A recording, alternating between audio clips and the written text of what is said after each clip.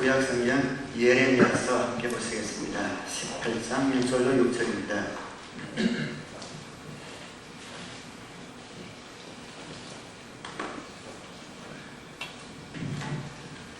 구약성경 이사야서 다음에 있는 예레미야서 18장 1절로 6절까지 제가 봉독해 드리겠습니다.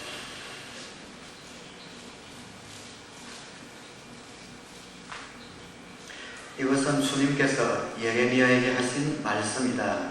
너는 어서 토기장의 집으로 내려가거라. 거기에서 내가 너에게 나의 말을 선포하겠다. 그래서 내가 토기장의 집으로 내려갔더니 토기장이가 마침 물레를 돌리며 일을 하고 있었다. 그런데 그 토기장이는 진흙으로 그릇을 빚다가 잘 되지 않으면 그 흙으로 다른 그릇을 빚었다. 그때 주님께서 나에게 이렇게 말씀하셨다. 이스라엘 백성아, 내가 이 토기장이와 같이 너희를 다룰 수가 없겠느냐? 나 주의 말이다.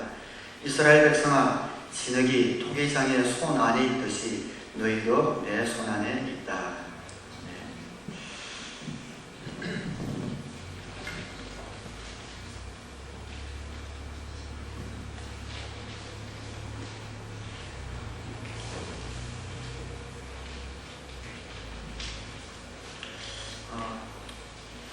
자, 이제 가정교회를 우리 교회 시작하면서 제가 많은 영향을 받고 또 따르고 있는 그런 목사님 가운데 한 분이 최영기 목사님입니다. 그래서 처음에는 그분의 어떤 설교 스타일이나 여러 가지 것들이 제가 해오던 방식과 또 다른 것이 있고 여러 가지 맞지 않는 것들이 있었지만 어느 순간에 그분의 삶과 말씀이 일치하는 것을 보면서 많이 존경하게 됐습니다. 네, 오래전이긴 하지만 인터넷에 또 어떤 신학자가 가정교회에 대한 비판의 글을 이제 인터넷에 써놓은 것을 보았습니다. 거기에는 또 최영기 목사님에 대한 설교가 아주 큐티식 설교다 하면서 또 비하하고 인격적으로까지 오도가는 그런 글들을 쭉 쓴 것을 보았습니다. 그걸 읽는데 제 마음이 막 분개가 막 올라왔습니다. 저도 어디 낯서거나 이런 성격이 아닌데 신명으로 보고 또 그걸 많은 댓글들이 찬반 댓글들이 있는데 저도 참여해서 최영기 목사님 편에 서서 조목조목 반박하며 논쟁을 벌였던 적이 한 번 있습니다. 지금 생각하면 왜 그랬나 좀 용감하다라는 생각이 듭니다. 제가 존경하는 분이고 또 좋아하는 분이기 때문에 그분이 어떤 공격을 당할 때 제가 다른 걸 생각하지 않고 들어가서 함께 변호해주고 동호해주려고 했던 그런 모습을 제가 발견을 했습니다. 우리가 존경할 만한 분, 또 따를 만한 분을 모시고 있는 것은 복이라고 생각합니다. 내가 누구를 좋아하면은 그분의 모든 것이 좋아 보이죠. 우리 부모님들이 우리 자녀들을 사랑할 때 자녀들이 말 안 들어도 속상할 때 있지만 또 그것까지도 개성 있네 이러면서 마음에 긍정적으로 그를 품고 좋아하는 것처럼 우리가 누구를 좋아하면 그 사람의 모든 것들이 좋아 보입니다. 교회를 다니는 성도님들의 복 가운데 하나는 담임 목사를 좋아하는 겁니다. 담임 목회자를 좋아하는 것이 얼마나 큰 유익이고 덕이 되는지 모릅니다. 그렇다고 가끔씩 신문에 나오는 것처럼 담임 목사가 성경에서 떠나 세상적인 가치관을 쫓는 그런 일을 하고 있는데도 맹목적으로 좋아하고 쫓아오는 것은 절대 아닙니다. 성경에서 말씀하는 죄를 짓지 않는 한 좀 실수가 있고 연약해도 담임 목회자를 좋아하는 마음을 갖고 있으면 모든 설교라든지 이런 것들이 나의 마음 가운데 유익으로 다가옵니다. 그래서 우리 교회 성도님들은 지금 표정은 굉장히 딱딱하지만 그래도 담임 목회자를 따르는 그런 분들이라고 생각을 합니다. 그래서 혹시 왜냐하면 또 지난 한 2주 전인가요? 제가 설교를 하면서 제가 발음이 그렇게 또 어떨 땐 정확하지가 않습니다. 여름이 되니까 어떨 때 설교에 피드백이 전에보다 좀 적은 것 같아요. 어떨 땐 아멘도 하고 눈도 처음처럼 이러는데 올 여름이 너무 더워요. 너무 덥다 보니까 좀 늘어지는 것 같고 또 피드백이 예배 전체 좀 느슨해지는 것 같은 느낌이 들어서 제가 설교 중에 그런 말을 했거든요. 저는 여름이 싫어요. 기억나세요? 그렇게 이야기를 했는데 또 발음이 좀 잘못된 어떤 한 형제님이 저한테 전화를 주셨어요. 전화를 주셔서 아멘을 제가 안 하고 해서 목사님 제가 싫으시죠? 그래요. 그래서 아니 그런 거 없습니다 했더니 저는 여름이 싫어요. 그 말을 저는 여러분이 싫어요. 그렇게 들렸더라고요. 그래서 저는 여러분이 싫어요. 그걸 그에 듣고 충격을 받으셔서 저한테 제가 그렇게 싫습니까? 이렇게 말씀드려서 목사님이 물어보셨습니다. 그래서 깜짝 놀라가지고 정말 그렇게 들렸냐고 그런 말 한 적이 없다 하다 보니까 여름이 싫어요 했던 말이 기억이 나서 그렇게 했다고 했는데 혹시 여러분들 중에도 그렇게 들렸었던 분이 있다면 이 시간을 통해서 오해를 풀기 바랍니다. 자, 여러분이 왜 싫겠습니까? 여름이 싫을 뿐입니다.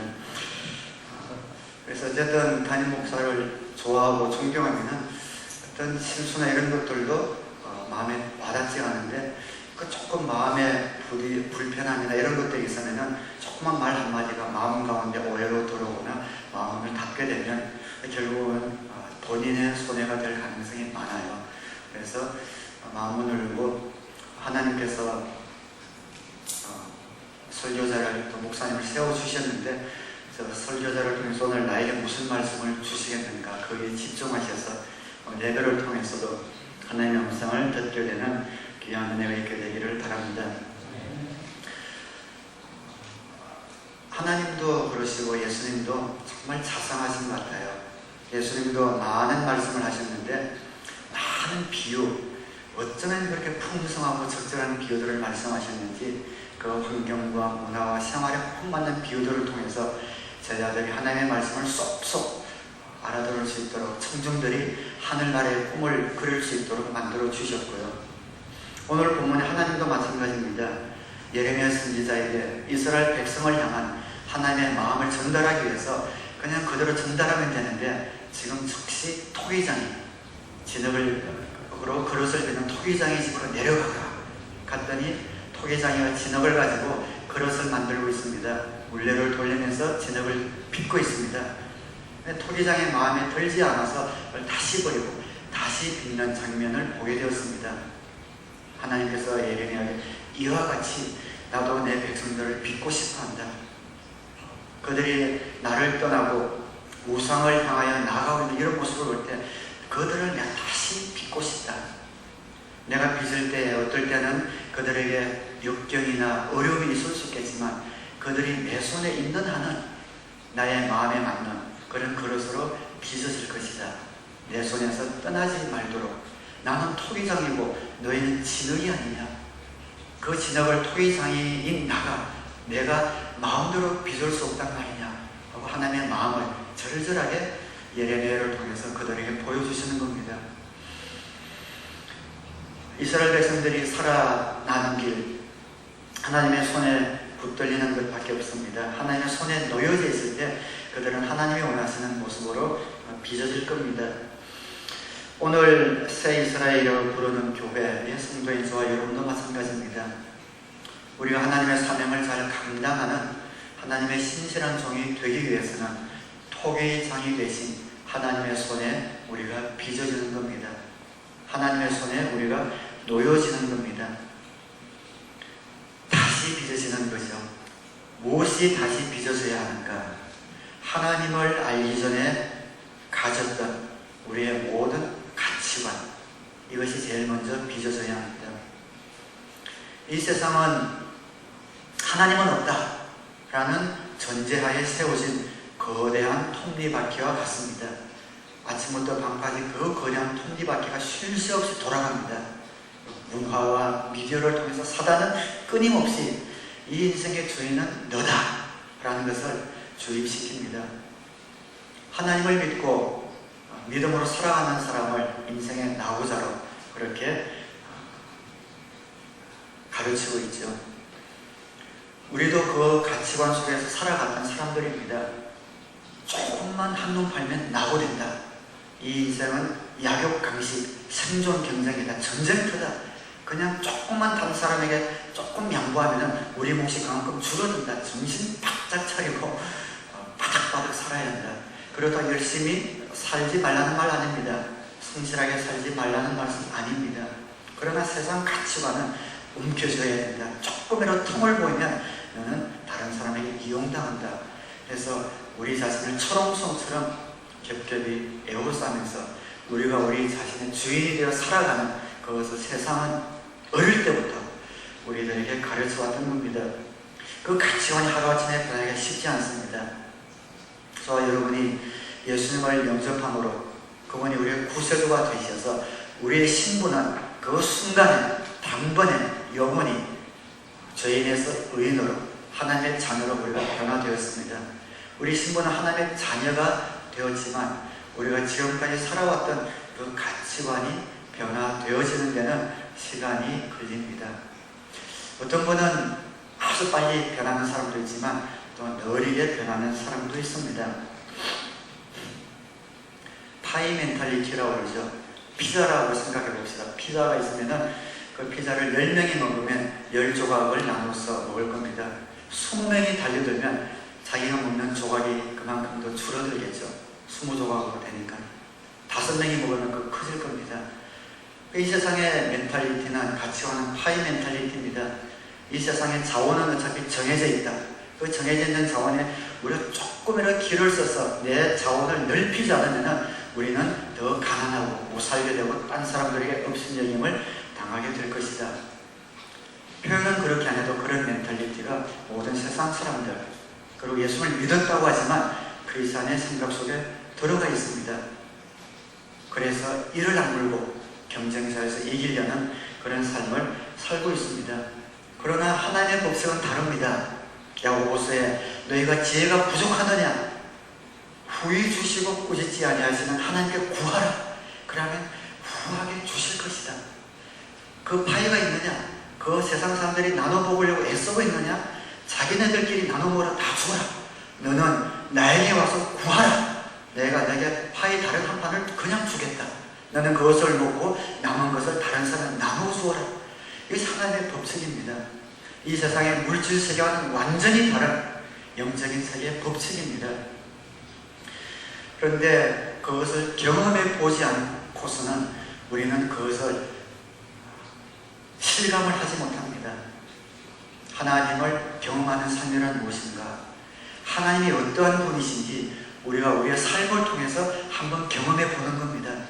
이 하나님의 말씀과 우리가 살아가고 있는 현실이 괴리가 있는 것이 아니라 갭이 있는 것이 아니라 이 말씀대로 살아가면 이 세상에 우리의 인생도 복이 된다는 것을 말씀대로 순종해 봄으로 경험해 봄으로 이 말씀을 통해서 하나님을 경험해 가는 것 그것이 우리 신앙생활의 삶입니다. 하나님을 경험하는 삶이란 어떤 신비하게 어떤 기적을 체험하고 어떤 하나님의 음성을 막 듣고 그것도 그 안에 포함은 되겠죠. 그것이 아니라 날마다 이 말씀이 말씀하시고 있는 바가 실제다, 현실이다, 나의 삶에 적용되어지는 말씀이다라고 고백하면서 살아가 보는 겁니다. 그리고 한 번이라도 맛을 본 사람은 그 맛을 잃지를 못합니다. 안타까운 것은 많은 그리스도인들이 그 고비에서 또 넘어서지 못하는 겁니다. 한 번 배짱을 가지고 죽으면 죽으리라. 그냥 벤틀트면 되리라. 이게 하나님의 말씀이라면 끝까지 한번 붙들어 보겠다고 그 고비를 한번 넘어보면 맛을 보게 되고 그 맛을 보게 되면 더 깊은 하나님을 경험하기 위해서 날마다 그 말씀을 붙들고 살아가게 됩니다. 그런데 그 가치관이 변하지 않기 때문에 오늘 이렇게 설교를 듣지만 그렇게 살고 싶은 마음이 여러분 마음에 들어는 보지만 한번 결단해보지 않고 순종하지 않기 때문에 그 하나님을 경험하는 삶 속으로 깊이 들어가지를 못하는 겁니다. 우리가 하나님을 경험하는 삶을 살기 위해서는 다시 빚어져야 합니다. 첫 번째는 우리의 가치관이 빚어져야 합니다. 그것은 우리의 마음이 변하는 것이죠. 근데 여러분들 마음은 많이 변했습니다. 하나님 뜻대로 살아보고 싶지 않은 분 누가 있겠습니까? 한번 사명 위해서 살아보고 싶지 않은 분 누가 있겠습니까? 그런데 무엇이 문제입니까? 마음은 온유로되 육신이 약하도다. 맞습니다. 우리의 지체, 육신이 약합니다. 마음은 좀 해보고 싶은데 육신이 따라가지 않습니다. 육신이 무엇인가? 가장 쉬운 말로 바꾸면은 습관입니다. 습관이 바뀌지 않아서 우리의 마음에 원하는 말을 따라가지 못하는 겁니다. 이 가치관이 마음이라면 우리의 육신은 습관입니다. 예수님을 믿기 전에 지금까지 살아왔던 내 육신 가운데 배어있던 그 습관, 담배면 담배, 술이면 술, 우리 교회 가면 도박이나 모름은 느끼죠. 도박, 모름. 예수를 믿고 나서도 이 습관들을 깨쳐버리기가 그만큼 또 시간이 걸리는 겁니다. 많은 습관들이 있죠. 항상 나라와 정부와 정치를 비판하던 그런 습관들, 다른 사람들을 비판하고 시기하던 그런 습관들, 사랑하지 못하고 욕심부리던 이기적인 그런 습관들, 게으른 습관들, 시간만 나면은 영화를 보든지 아니면 인터넷에 들어가서 그냥 건전하지 않은 곳으로 빠져들어가는 그런 습관들, 저는 고기를 먹을 때 꼭 콕을 같이 먹어야 되거든요. 고기를 딱 먹으면 제일 먼저 떠오르는 게 콕 없나, 그 생각이 납니다. 습관이죠. 그러니까 뭘 하면은 이 시간에는 이걸 먹으면 이런 상황에서는 나에게 그동안 몸에 몇십 년 동안 배웠던 그런 습관들, 그 습관들이 좋은 습관이면 좋겠지만 좋지 않은 그런 습관들을 깨뜨리는 것, 그것이 다시 빚어지는 과정입니다. 그런 습관들을 깨뜨리기 위해서 우리가 해야 될 일이 있습니다. 첫째는 은혜 안에 우리를 두는 겁니다. 무슨 말이냐면은 그 습관들에게 우리가 계속 치다 보면 이게 그냥 포기해버리는 거거든요. 그러니까 하나님의 자녀가 됐는데 자꾸만 하나님의 자녀답게 살지 못하는 우리의 그런 모습들을 가장 답답해하는 것은 바로 자기 자신입니다. 이건 아닌데, 이건 아닌데 이러면서 스스로에 대해 실망하게 되고, 그러다 나중에는 익숙해져 버리고 포기하게 되죠. 이렇게 살아도 별로 큰 하나님이 벌 주시는 것도 아니고 익숙한데 편한데 하면서 그 습관대로 그대로 가면서 깨어 기도하고 하나님의 사명을 위해서 살 수 있는 이러한 데서 점점 멀어지게 되는 겁니다. 그런 습관들에서 벗어나기 위해서는 우리 자신에 대하여 하나님도 이제 나를 포기하겠지라는 그런 생각에서 벗어나는 겁니다. 내가 이런 습관들 가운데 빠져들 때 나를 혼내시고 나를 질책하시는 그런 하나님의 그림을 그리기 전에, 그럼에도 불구하고 내가 주님 앞에 돌아와서 주님의 자녀가 되었을 때 저 천국에서 천사당의 나팔 소리와 함께 내가 돌아온 것을 기뻐하시던 그 기쁨에서 조금 더 덜하지 않게 여전히 나를 사랑하고 계시는 그 하나님 아버지의 모습을 우리가 그릴 수 있어야 합니다. 내가 비록 이런 습관 가운데 죄를 짓고 하나님의 마음에 들지 않게 행동하지만 그럼에도 불구하고 나를 혼내시는 하나님의 그림이 아니라 마음 아파하시는 그런 하나님의 그림을 그리면 됩니다. 여러분의 자녀가 엇나갈 때 어떨 땐 그들을 혼내는 것보다 그들을 어떻게 할지 몰라서 기도하면서 마음 아파하시는 그런 부모님의 마음 여러분 갖고 있잖아요. 우리가 자녀일 때는 그걸 모르지만 부모가 되면 그것을 느끼게 됩니다. 그런 부모의 마음 하나님이 갖고 계십니다. 여전히 우리를 사랑하시지만 우리의 잘못된 습관으로 하나님의 길에서 멀어져 있을 때 돌아오기를 바라시면서 애써 애간장을 태우시는 그 아버지의 모습을 우리가 그릴 수 있다면 오히려 혼내시는 그 아버지의 그림을 그리는 것보다 그 사랑하시는 아버지의 그 은혜 속으로 우리가 들어갈 수만 있다면 조금씩 우리의 습관을 고쳐나갈 수가 있습니다. 두 번째는 하나님께 우리 인생을 두는 겁니다. 하나님께 둔다는 것은 정직한 겁니다. 알코올 중독자들의 치유율이 가장 높은 단체가 AA, Anonymous 알코올 애노니머스인가요? 그런 단조협회가 미국에 있다고 합니다. 그게 12단계 그 알코올 중독을 치료하는 단계가 있는데 첫 3단계가 제일 중요하다고 하죠. 첫 번째 단계는 그 누구든지 오게 되면 그 모든 그 사람들 앞에서 자기 소개를 합니다. My name is Michael. Last name and first name을 이야기하고 My name is Michael. I am an alcoholic. 꼭 그렇게 이야기하게 하고 단계로 돌아갑니다. 나는 마이클입니다. 저는 알코올 중독자입니다. 이것이 그 중독을 끊는 절반을 넘어서는 거라고 해요.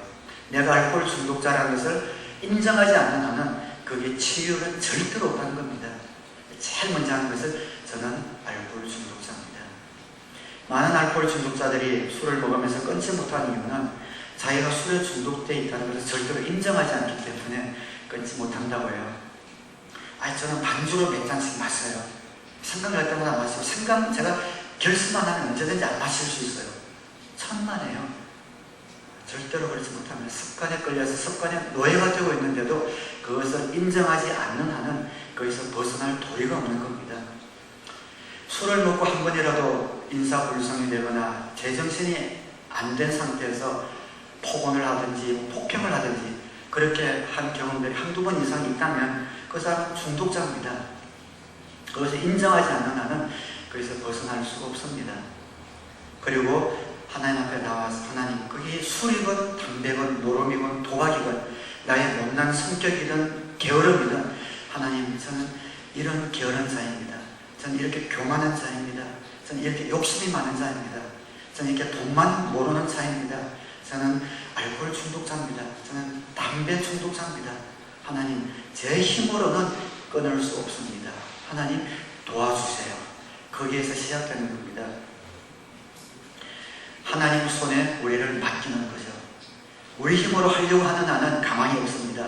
나는 마음만 먹으면, 결심만 하면, 조금 노력만 하면 될 수 있어. 아니요. 죄의 힘은 그렇게 호락호락하지 않습니다. 죄는 우리의 옛습관인, 옛사람인 그 옛습관을 가지고 우리를 끈질기게 달라붙습니다.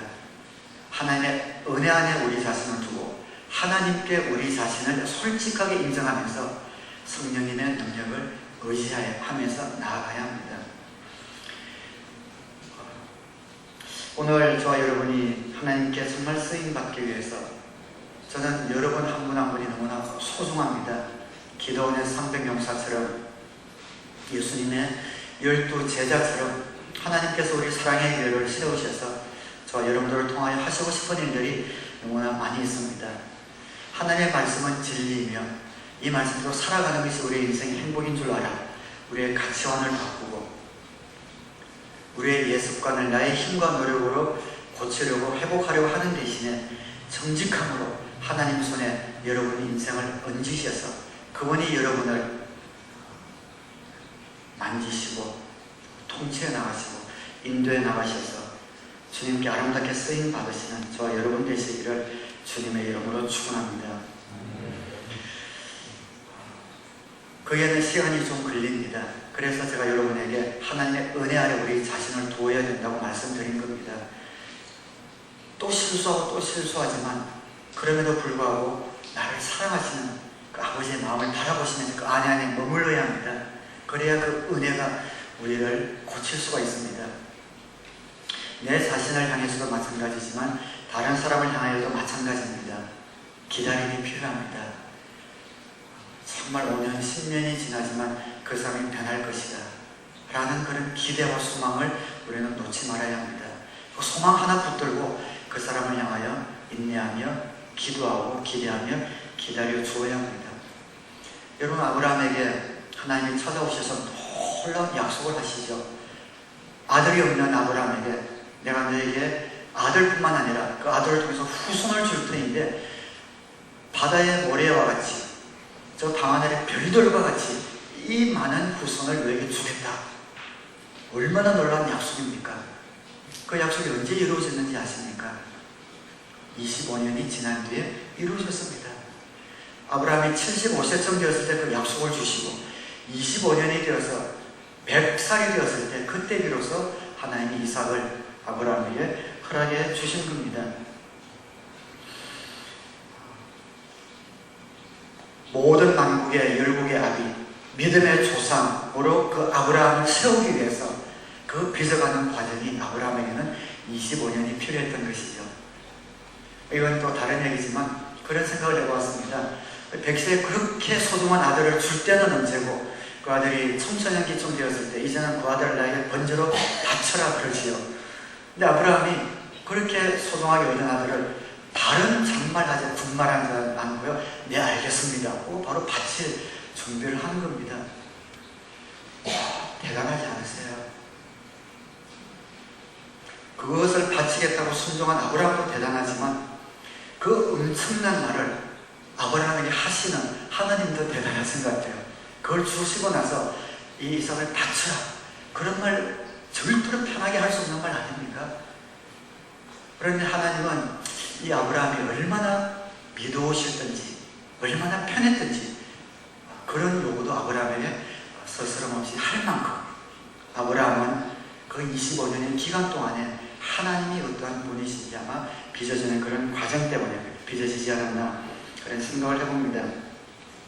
친한 사람에게는 여러분 뭐든지 요구할 수 있잖아요. 친하면은 아무것도 그냥 요구할 수 있는 것처럼 하나님과 친한 사람에게는 하나님께서 뭐든지 편하게 요구하실 수가 있는 겁니다.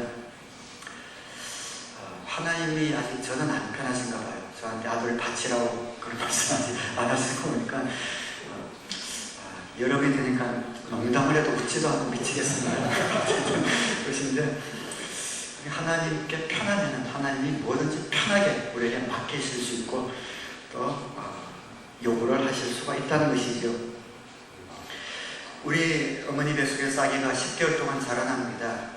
그 10개월은 아기가 팔다리가 생기고 몸에 기관이 생기고 내장이 생기는 모든 기관들이 생기는 꼭 필요한 그런 기간입니다. 근데 여러분 10개월은 아기에게만 필요한 기간이 아닙니다. 아기가 그 육신 사람으로 조성되는 동안에 부모님에게도 필요한 기간입니다. 그 아기가 태어날 때에 이 아기를 어떻게 기를 것인가 라고 준비하는 그 기간이 부모님에게도 여전히 필요한 기간이라는 것이죠. 하나님은 우리에게 그런 여지를 주십니다. 우리가 하나님의 뜻에 맞고 그 뜻대로 살 수 있는 사람이 될 수 있도록 10개월이면 10개월, 25년이면 25년 그 기간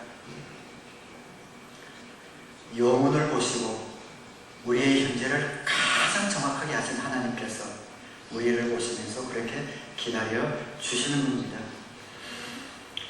그래서 그 과정이 소중합니다.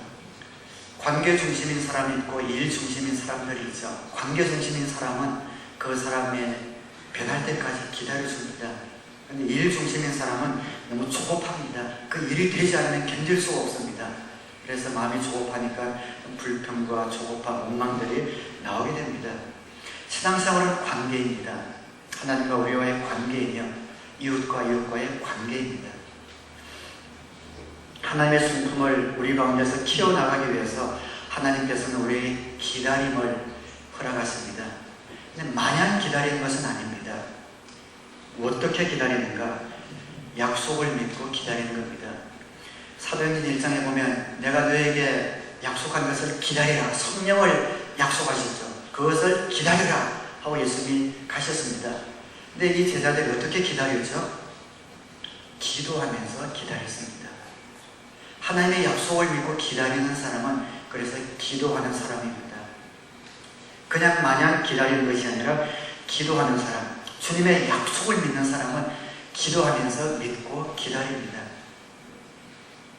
여러분 삶 가운데 여러분 자신을 향한 소망, 여러분의 가족, 친지 혹은 지체를 향한 그 소망을 잃지 않는 사람은 그래서 기도합니다. 변하기를 하나님한테 기도하는 사람입니다. 그 기도하는 가운데 놀라운 일이 벌어지는데 그 기도를 통하여 그 사람이 변화되든지 설령 그 사람이 변화되지 않는다면 신기하게도 그 기도를 통하여 내가 빚어져 있습니다. 내가 변해 있습니다. 그래서 기다리는 사람은 기도하면서 기다리고 두 번째는 작은 일에 충성하는 사람입니다. 기다리면서 자기 일을 놓지 않습니다. 자기 자리를 지키면서 자기 본분을 지키면서 작은 일에 충성하는 사람이죠.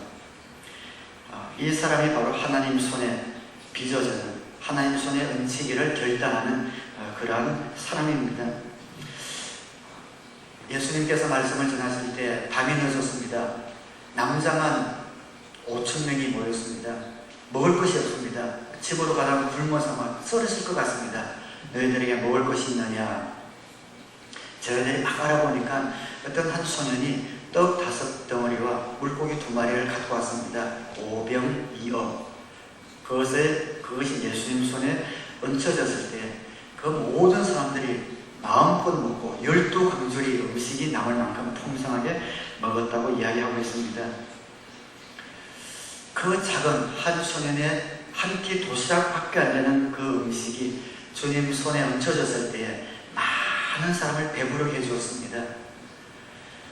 우리가 우리의 인생 어떻게 보면 보잘것없고 연약한 인생이지만 우리 가진 것에 최선을 다하면서 주님 손에 얹혀졌을 때에 다른 사람을 배불리 해줄 수 있는 그런 교회, 얼마나 아름다운 교회일까요?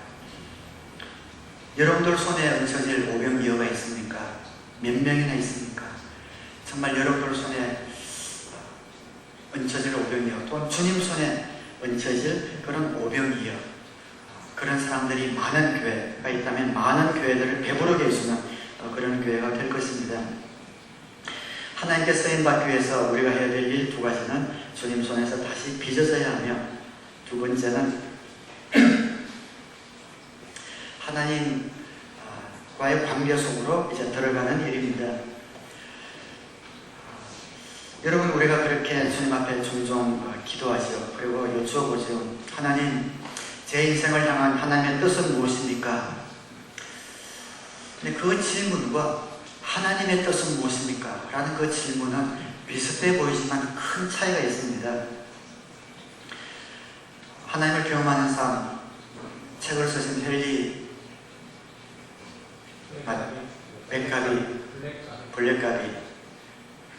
블랙가비 목사님, 그 책에 보면은 어떻게 보면 하나님, 내 인생에 대한 하나님의 뜻이 무엇입니까? 라는 질문은 잘못된 질문이다라고까지 이야기를 합니다.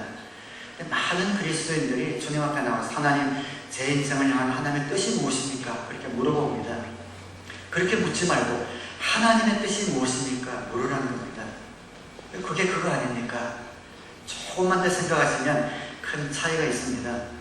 우리는 너무나 자꾸만 우리 자신의 초점이 맞춰져 있습니다. 하나님, 제 인생을 향한 하나님의 뜻이 무엇입니까?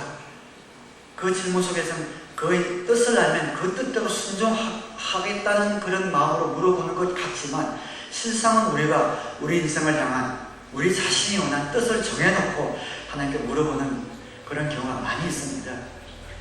좀 멋지고 폼나는 이런 뜻을 하나님께서 나에게 좀 갖고 계시면은 막 기분이 좋고 뭔가 된 것 같은 그런 마음을 가지고 하나님, 내 인생에 대한 하나님의 뜻이 무엇입니까? 라고 물어봅니다. 하나님은 거기에 대해서 사실 대답 없으십니다. 하나님께서는 오히려 그 뜻은 이미 내가 다 이야기해 놓았다. 너 인생을 향한 모든 뜻은 말씀을 통하여 내가 이미 이야기해 놓았다. 내 뜻이 무엇인지 네가 먼저 찾아라. 그러면 네 인생을 향한 네 소명을 발견할 것이다. 그렇게 말씀하는 겁니다. 여러분, 자신을 향한 뜻이 무엇인지 너무 좁혀하고 하나님께 질문하지 마시기 바랍니다. 여러분을 향한 하나님의 뜻은 이미 정해져 있고 밝혀져 있습니다. 하나님 앞에 겸손함으로 나아가서 하나님의 뜻이 무엇입니까? 물으신다면 그 하나님의 뜻을 여러분에게 가르쳐 주시고 그 뜻을 죄송합니다. 그 뜻을 묻다 보면 시원하게 묻다 보면 하나님께서 여러분에게 그 뜻을 맞는 삶을 살 수 있도록 인도해 주실 겁니다. 그것이 바로 예수님을 주인으로 삼는 그런 삶입니다. 예수님이 우리 주인이시라면 주님이 원하시는 것은 무엇이든지 제가 그대로 순종하겠습니다 라는 것이죠. 하나님의 뜻은 무엇입니까? 성경에 이것이 내 뜻이다 라고, 특별히 신약 성경에 하나님께서 밝히 말씀하고 있는 구절이 3군데가 있습니다. 요한복음 6장 40절에 보면, 또한 아들을 보고 그를 믿는 사람은 누구든지 영생을 얻게 하시는 것이 내 아버지의 뜻이다. 나는 마지막 날에 그들을 살릴 것이다. 하나님 아버지의 뜻은 모든 사람들이 영생을 얻게 하는 것, 영혼 구원입니다. 너무나 분명하게 나와 있습니다. 하나님, 내 인생을 향한 하나님의 뜻이 무엇입니까? 라고 묻는다면 여기에 나와 있지 않니? 내 뜻은 모든 사람이 구원 얻는 것이야. 그 뜻에 네가 맞게 살아가면 내 인생의 소명이 발견될 거야. 데살로니가전서 4장 3절에는 하나님의 뜻은 여러분이 성결하게 되는 것입니다. 개역성경에는 하나님의 뜻은 너희들이 거룩하게 되는, 우리가 거룩하게 되는 것입니다. 거룩, 성결하게 되는 것입니다. 하나님의 뜻은 모든 사람이 구원받는 영혼 구원일 뿐만 아니라 성결과 아마 대립되는 단어를 찾는다면 성공입니다. 우리가 성공하기 위해서 성결을 저버립니다. 우리가 성공하기 위해서 거룩을 우리가 잠시 비껴갑니다.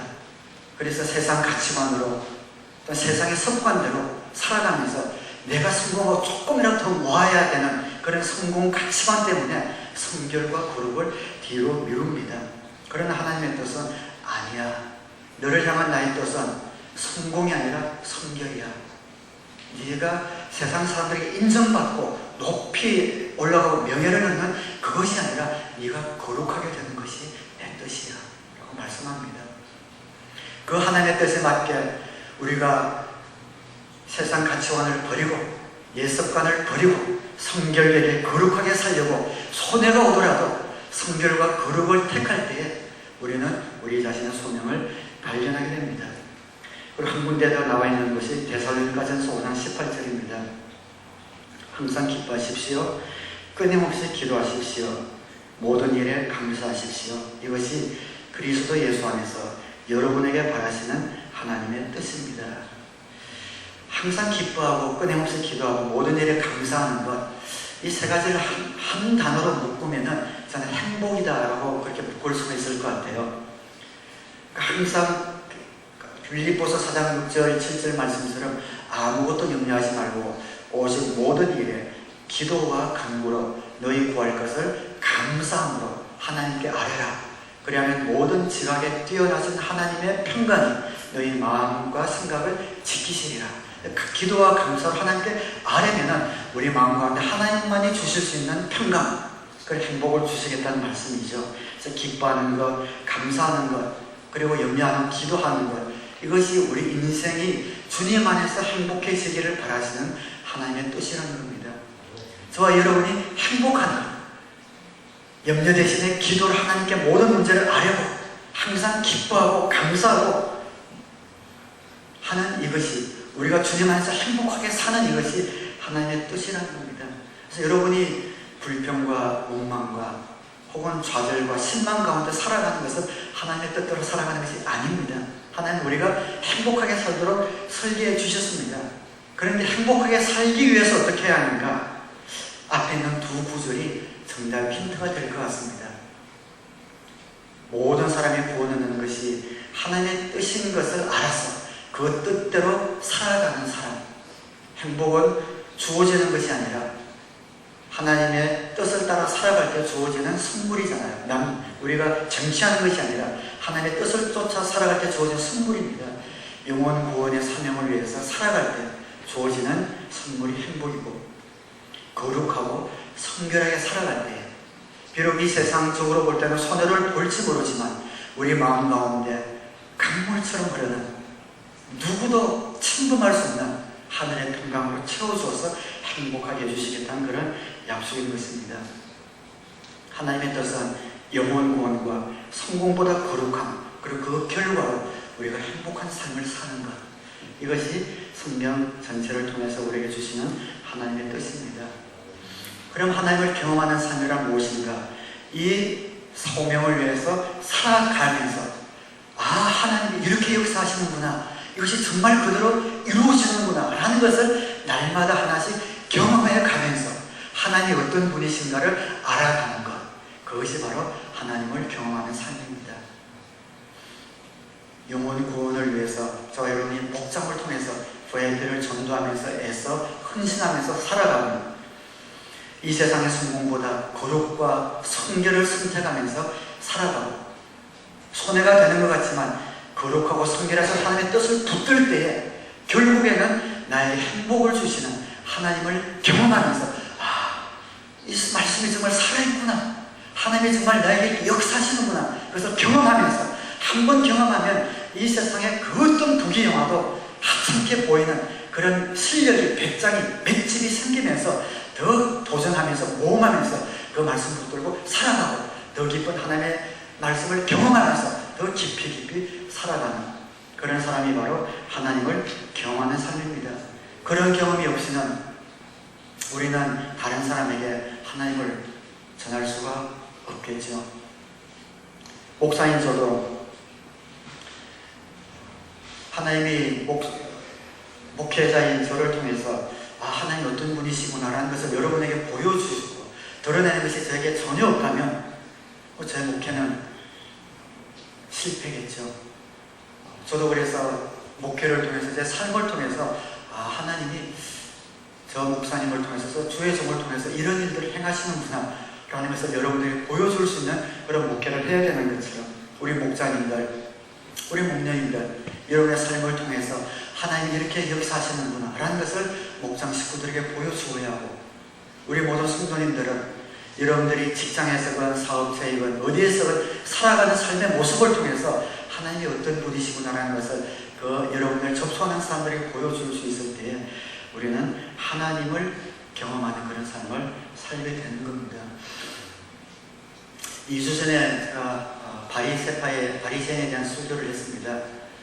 그 바리새인을 통하여 이러이러한 본을 담지 말아야 합니다 라는 걸 설교를 했는데요, 그러나 우리는 모두 바리새적인 경향을 갖고 있기 때문에 용납해야 합니다 라는 설교를 했습니다. 한 목사님이 그 후에 목회기를 통해서 그런 짧은 고백을 썼습니다. 지난주 바리새인에 대한 설교를 들을 때 그 바리새인이라는 단어 대신에 제 이름과 제 목자라는 단어를 제가 넣었을 때 넣어도 전혀 다를 것이 없는 것처럼 제가 느꼈습니다. 그런 고백을 했습니다.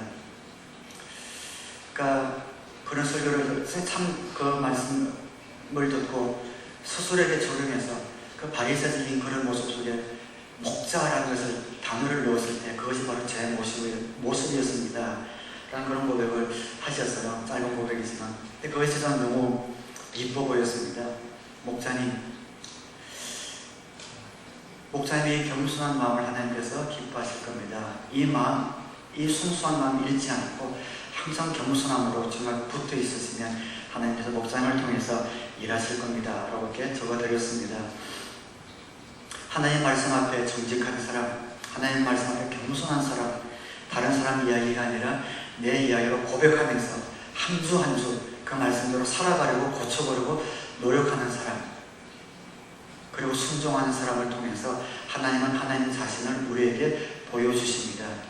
마지막 성경 구절 여러분에게 드리고 말씀을 마치려고 합니다. 요한복음 14장 21절에 내 계명을 받아서 지키는 사람은 나를 사랑하는 사람이요 나를 사랑하는 사람은 내 아버지의 사랑을 받을 것이다.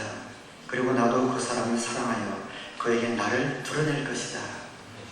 하나님이 그 자신을 드러낼 수 있는 사람은 하나님을 깊이 사랑하여 그 말씀에 순종하는 사람, 주의 종을 통하여 나오는 그 말씀 혹은 내가 읽는 성경 말씀을 통하여 그 말씀대로 한번 살아보려고 분투하는 사람, 순종하는 사람을 통하여 나도 그에게 나를 드러낼 것이다. 그러면 그 사람은 하나님을 경험하게 되고 그 경험은 다른 사람에게 하나님이 어떠한 분이신지 경험하게 하는 축복의 통로가 되는 것입니다. 저는 저와 여러분이 하나님께서 저와 여러분을 통하여 하나님 당신을 드러내시는 준비된 성결하고 거룩하며 영혼 구원의 사명에 밀접하며 그리고 항상 감사하고 기뻐하고 기도하는 그런 복된 주님의 사람들이 되시기를 주님의 이름으로 축원합니다. 기도하겠습니다.